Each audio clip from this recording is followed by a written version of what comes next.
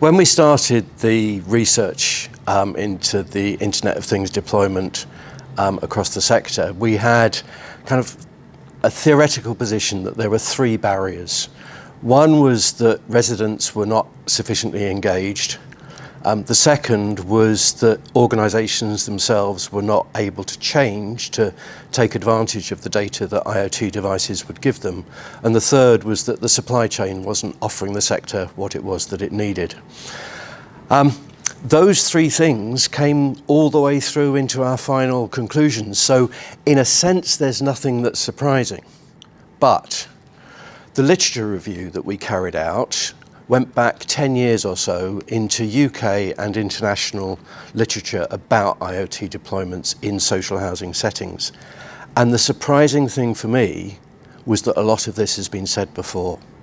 That actually, over the last 10 years, the sector has been flying blind, not taking account of things that have already happened and been reported and academically verified. And I think what that shows is that we have to get a bit better at collaborating with each other and understanding what each other is doing in order to get a better sense of how we take this all forward.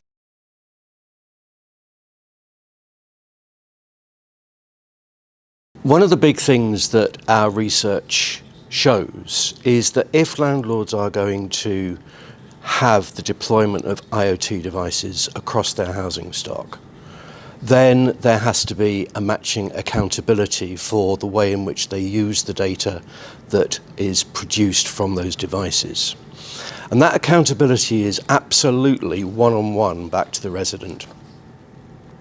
And one of the things that we would say is that the deployment of IoT devices means that the organisation has to be ready to accept the truth, not some pale green, nice KPI version of the truth, but actually really understand what the condition of your properties are and what needs to be done about it, because your IoT devices will leave you with nowhere to hide. Plausible deniability becomes a real problem when you've got IoT devices telling you and your resident what the problems in your homes are.